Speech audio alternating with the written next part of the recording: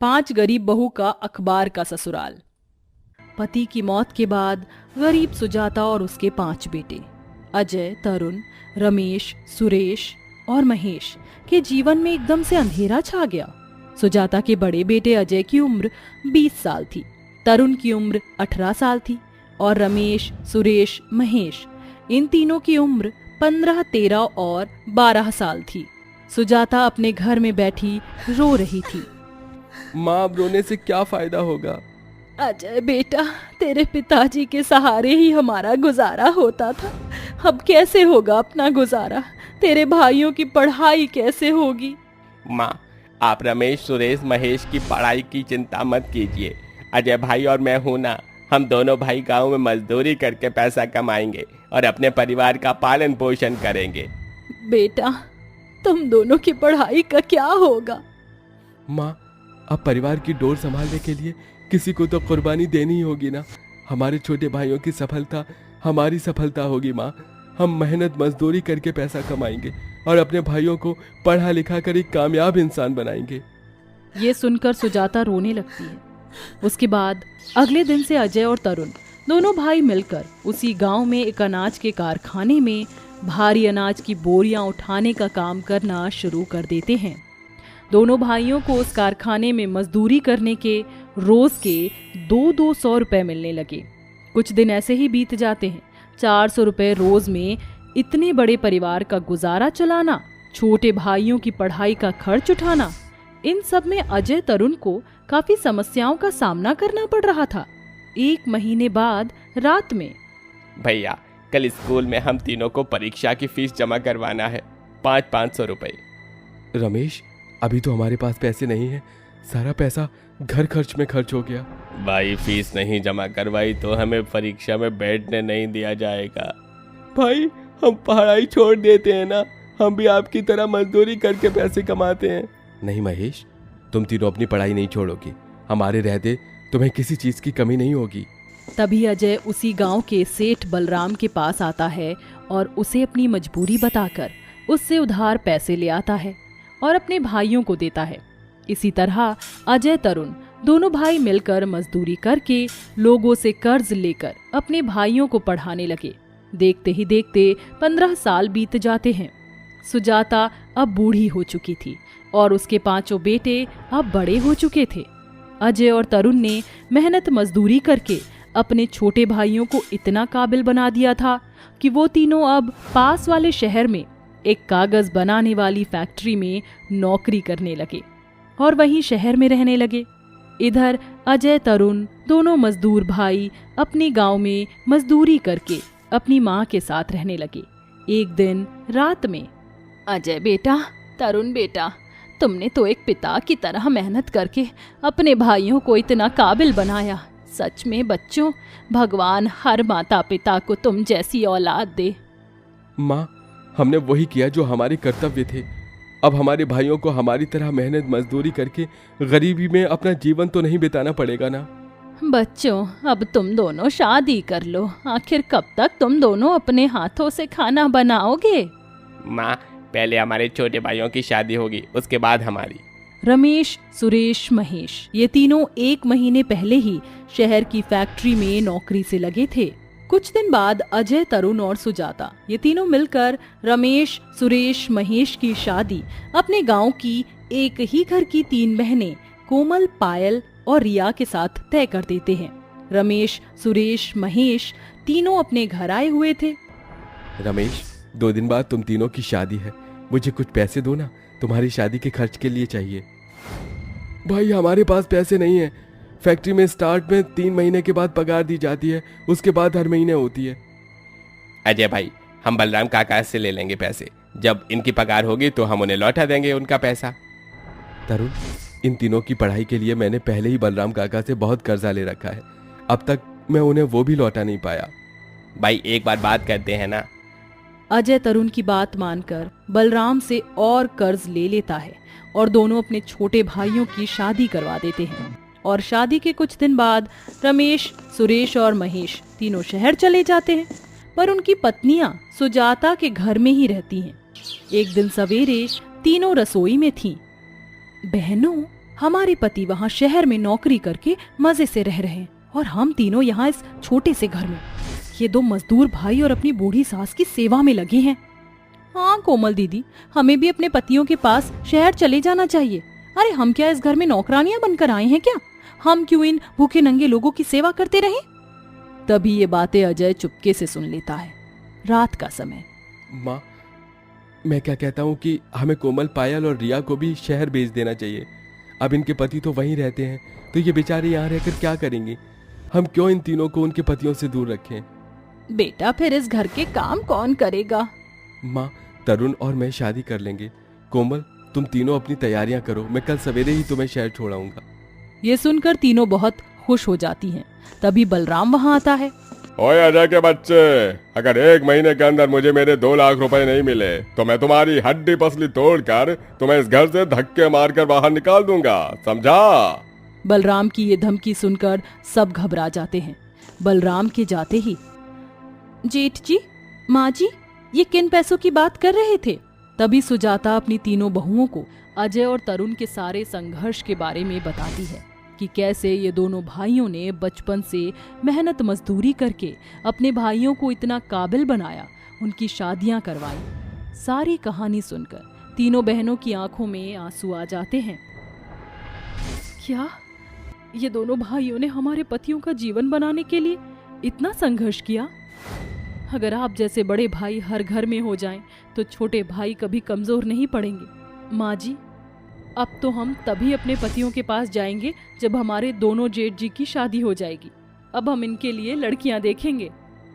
उसके बाद तीनों बहनें अगले दिन से अजय और तरुण के लिए लड़कियां देखने लगती हैं और 2 ही दिन में अजय की शादी उसी गांव की एक गरीब लड़की साक्षी के साथ हो जाती है और तरुण की शादी अनीता से हो जाती है। अपने जेठ की शादी के बाद तीनों शहर में अपने पतियों के पास चले जाते हैं। 1 महीने बाद कंपनी में पैसा चोरी करने के जुर्म में रमेश, सुरेश, महेश, इन तीनों को 20-20 साल की सजा हो जाती है और उन्हें उस कागज की कंपनी से निकाल दिया जाता है।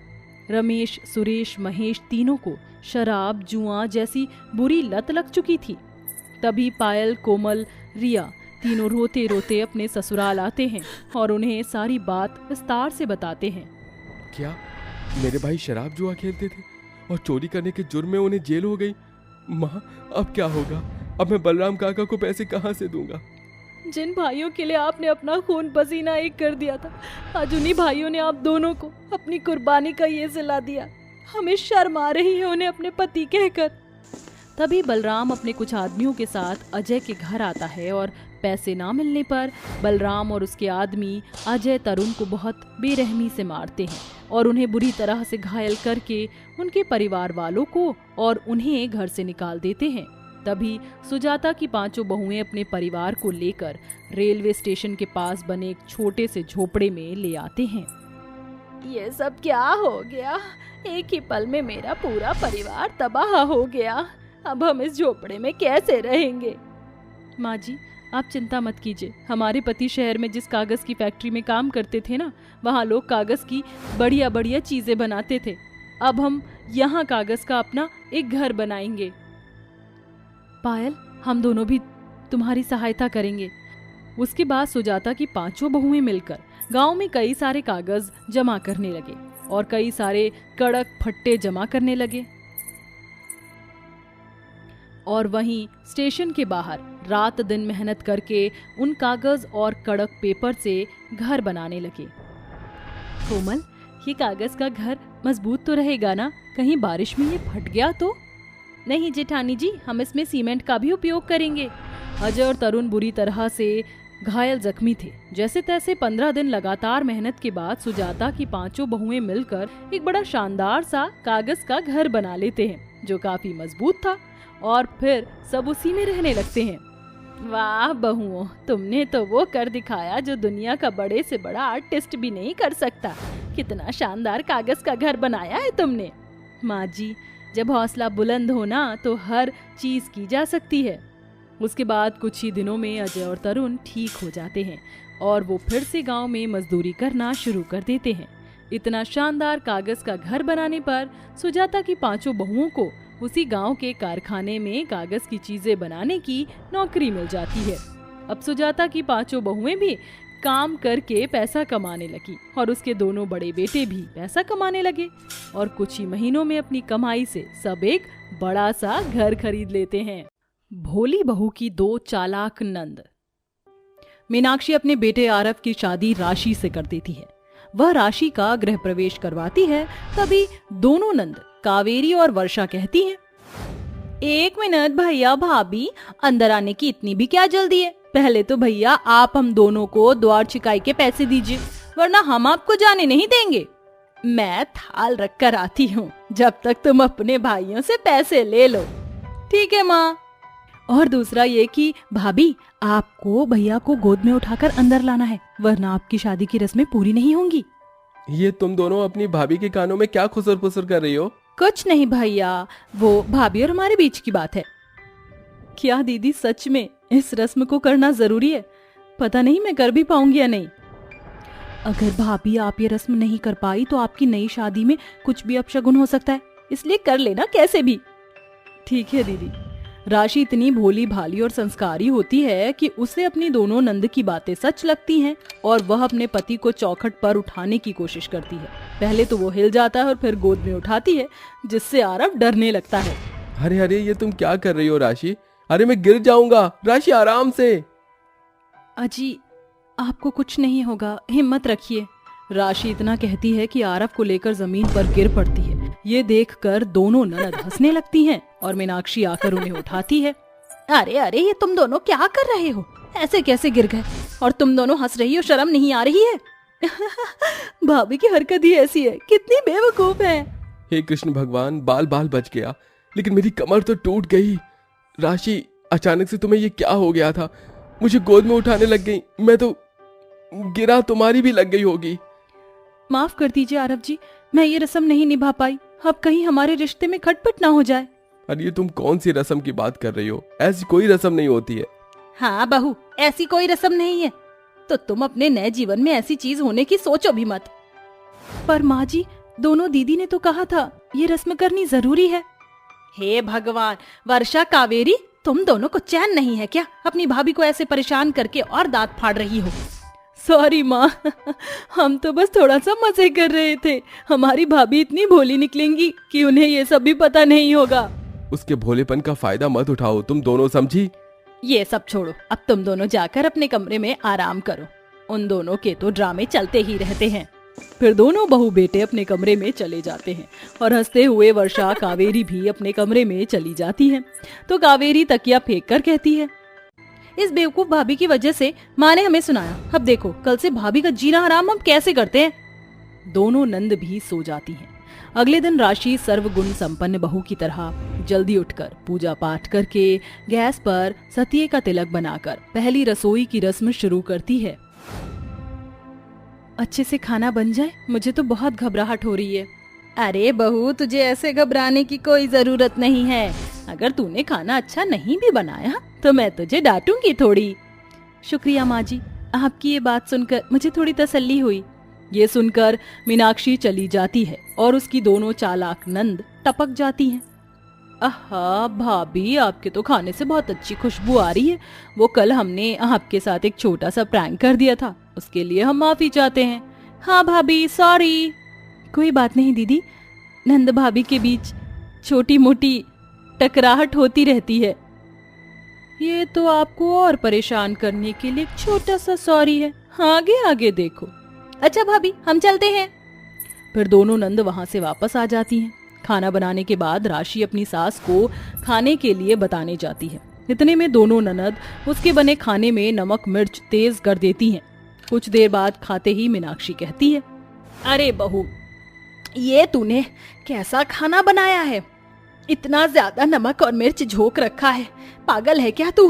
गले से नीचे नहीं उतर रहा ये खाना तो मेरे।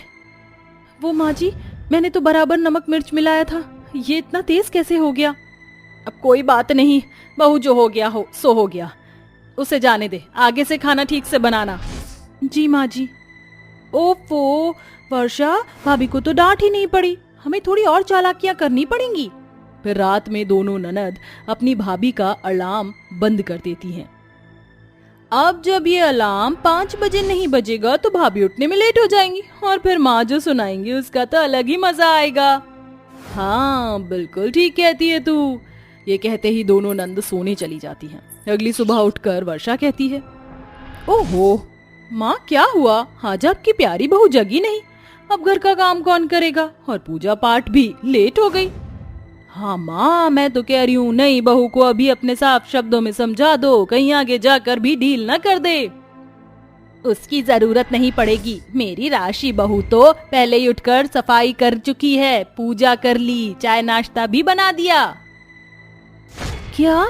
पर ऐसा कैसे हो सकता है माँ, वो तो सो रही थी। तभी हाथ में नाश्ता लिए हुए राशि कहती है, अरे दीदी क्या बताऊं, मेरा अलार्म तो बजा ही नहीं, पर आरव के फोन में अलार्म लगा हुआ था तो उससे जल्दी उठकर मैंने काम निपटा लिया।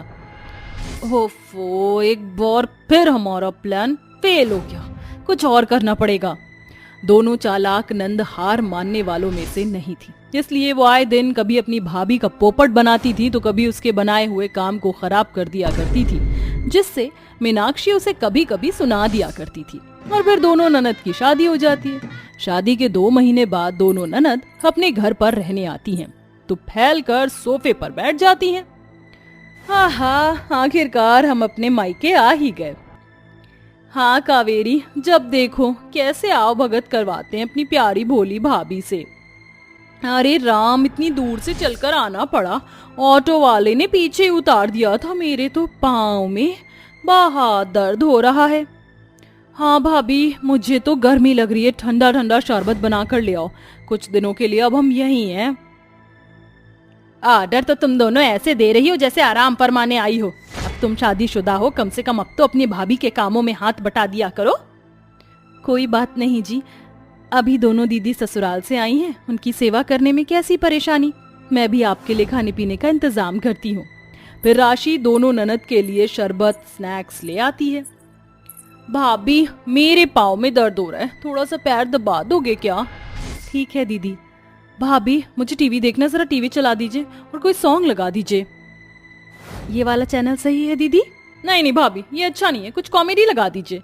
नहीं भाभी आप कोई मूवी लगा दीजिए, मस्त सलमान खान वाली। ये देख लीजिए बजरंगी भाईजान, बहुत अच्छी है। अरे नहीं ये वाला भी नहीं, कुछ और। हाँ ये ठीक है, अब आप कुछ खट्टा मीठा दे दीजिए। जी दीदी। ऐसा कहकर राशि चली जाती है। मजा आ रहा है ना, कावेरी और परेशान करेंगे। हाँ ठीक है। दोनों चालाक नंद इसी तरह अपनी भाभी को परेशान करती हैं और एक दिन आरव की बातों से दोनों ननद को ये पता चलता है कि उनकी भोली भाभी को ड्राई फ्रूट से एलर्जी है। ये सुनकर दोनों ननद अपनी भाभी को खीर में ड्राई फ्रूट्स का चूरा डालकर खिला देती हैं, जिससे कुछ देर बाद उसके चेहरे और हाथों पर रैशेस होने लगते हैं। ये मुझे क्या हो रहा है, बर्दाश्त नहीं हो पा रहा, इतनी खुजली और चेहरे पर भी दाने आ गए। अरे बहू तुझे ये क्या हो गया? इतना कहते कहते वो बेहोश हो जाती है। फिर मीनाक्षी और आरव डॉक्टर को बुलाते हैं, जहां डॉक्टर चेकअप करके कहता है, लगता है आपने इन्हें कोई एलर्जी की चीज़ खिला दी है, जिस वजह से इन्हें एलर्जी हो गई है और बुखार भी है। मैंने दवाई दे दी है, 1 हफ्ते से पहले ठीक हो जाएंगी। राशि को ड्राई फ्रूट से एलर्जी है, मैंने तो दिया नहीं, फिर कौन दे सकता है? कहीं ये सब तुम दोनों का तो किया धरा नहीं है, मजाक मजाक में ऐसा किया हो? वो भैया, तुम दोनों की शक्ल देखकर मुझे ऐसा क्यों लग रहा है कि तुम दोनों की ही हरकत है ये? सच बोलो वरना। हाँ माँ, हमने तो बस एक छोटा सा मजाक किया था, हम नहीं जानते थे कि भाभी को इतनी परेशानी हो जाएगी। तुम दोनों कब बड़ी होगी, अब तो शादी हो गई है, शर्म करो, बंद कर दो ये सब हरकतें। देखो तुम्हारी भाभी की क्या हालत हो गई है। माँ हम दोनों को माफ कर दीजिए, आज के बाद दोबारा ऐसी हरकत कभी नहीं करेंगे। हाँ माँ कभी नहीं करेंगे, सॉरी भैया। कुछ देर बाद राशि को होश आ जाता है और दोनों ननद अपनी भाभी से माफी मांगकर हमेशा के लिए खुशी खुशी रहने लगती हैं।